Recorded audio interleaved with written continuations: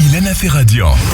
Et ravi de vous retrouver sur Radio J. Comme tous les matins, vous le connaissez, ce quart d'heure de l'info et de l'humour avec Christophe Barbier dans quelques instants et son invité Pierre-Henri Dumont, député LR du Pas-de-Calais. Bonjour messieurs. Bonjour Ilana. Et Bonjour. vous pouvez bien sûr nous regarder en Facebook Live, Twitter Live et YouTube Live. Nous sommes sur tous les réseaux sociaux et merci aux réalisateurs vidéo d'être là notamment. Et tout de suite le billet de Nina Azoulay. Bonjour Nina.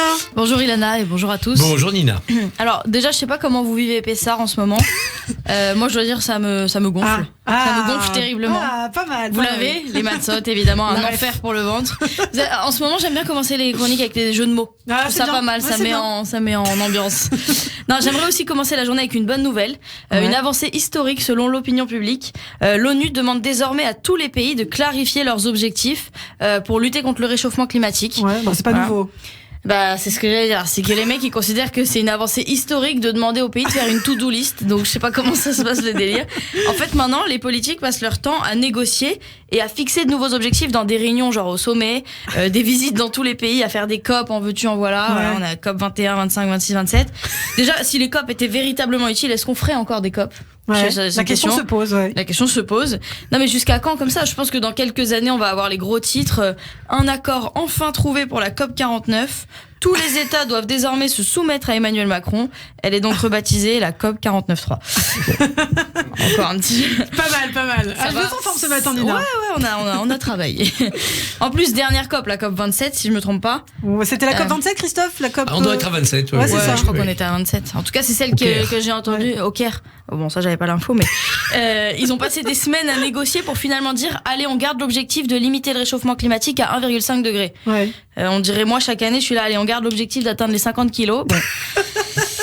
Je vous jure, maintenant, ce qui compte maintenant, c'est de faire des to-do list. On dirait moi qui procrastine. Tu sais, je me motive, je me fixe des objectifs et à chaque fois, au bout du compte, je ne fais rien. Ouais. Juste ça me rassure. Voilà. En fait, on fait genre, mais qu'on soit grand dirigeant politique, PDG d'une multinationale ou humoriste en galère, Ou on Nina est Azoulay. tous pareils. Voilà. C'est l'humoriste en galère, Nina Azoulay. On est tous pareils, on a la flemme et on se rassure comme on peut avec des to-do list. Je sais pas si vous en faites un peu autour de la table. Moi oui, sinon j'oublie, donc, Christophe, il a tellement de choses à faire en même temps. Est-ce que vous les Sur tous les fronts. faites? Vous les appliquez après? Après, ouais. Ah, c'est Ah, pas voilà. voilà. C'est un bon élève. Ouais, c'est un bon J'aime bien élève. effacer des choses dans ma to-do list, ça c'est un grand plaisir. Moi, je les C'est ce efface que sans je les fais. avoir faites. C'est ça qui est pas mal. Non, c'est un autre concept. Alors, il y a aussi une autre personne qui fait ses to-do list, c'est le patron d'Uber. Bon, Ouais. je passe du coq à la une petite Ah ouais, transition un sans peu transition. bancale. Faites à la Myriam j'ai Barouk, essayé là. de la placer, mais elle est un peu bancale. Non, le patron d'Uber, Dara Khosrowshahi. Voilà, je sais D'accord. pas si je le prononce bien. Je sais pas. Lui, il remplit sa to-do list. Bah, je ne sais pas non plus. Il fait plus que ça même, parce qu'en septembre dernier, il a vécu l'expérience de chauffeur et de livreur pour comprendre pourquoi Uber avait du mal à embaucher. Bah, c'est super ça. Bah franchement c'est pas mal, le mec Ouais. est courageux. Moi je pense que j'aurais juste écrit sur un bout de papier prochain objectif, comment comprendre pourquoi on a du mal à embaucher, et j'aurais attendu que la réponse tombe du ciel. Alors une des raisons principales qu'il a trouvées, c'est que les chauffeurs sont tout le temps angoissés de maintenir leurs notes élevées Ouais. que les clients donnent. C'est terrible, hein. Voilà, C'est vraiment une terrible angoisse ce permanente. système de notation. Ouais, tout est noté maintenant Ouais. dans la vie, c'est un peu triste, mais bon. Alors moi, si je peux donner un conseil aux chauffeurs chauffeurs. VTC, en tant qu'utilisatrice, je demande même plus qu'on m'ouvre la porte ou qu'on m'offre des bonbons. Non, après s'il y a des bonbons, c'est pas mal, mais non, je mets une bonne note si le chauffeur n'a pas été trop bavard. Voilà. Ah ouais. Ouais, je suis un Ah, peu vous mettez sauvage. des notes, vous? Bah, je la mets si Ah ouais. Max est tranquille, je lui mets.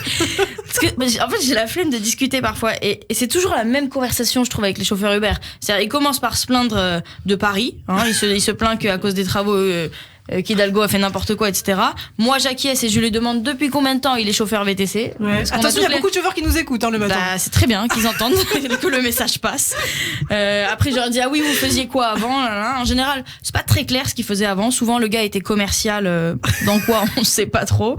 Du coup, quand il me parle trop, bah voilà, je fais semblant de passer un coup de fil.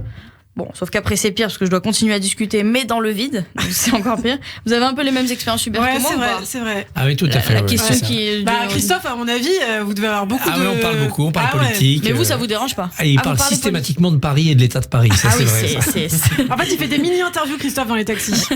c'est pas mal. Ça peut donne un peu inspirer. l'humeur des gens. Ouais. Ça donne Ouais, l'humeur c'est vrai, des c'est gens. J'ai un concept là pour vous. Alors, juste, j'ai dû passer pour une fille très antipathique en disant que j'aimais pas discuter. On vous aime, les chauffeurs VTC, Ah, les je croyais chauffeurs que vous Uber. parliez de moi. Et on vous aime aussi, Nina. Non, voilà, j'ai besoin de calme dans l'Uber parce que c'est vraiment un moment à moi où je peux avancer dans la vie, tant professionnellement que personnellement, puisque c'est le moment où je fais ma to-do list. Voilà. Eh bien, merci Bah, beaucoup. merci à vous. Merci Nina Azoulay pour ce passages de vie en tout cas que vous nous racontez tous les matins. Ça nous fait très plaisir. Et tout de suite l'invité de Christophe Barbier. On parle politique effectivement avec Christophe. Son invité est député LR du Pas-de-Calais. En 2009, il a été désigné président de l'association UMP de Sciences Po.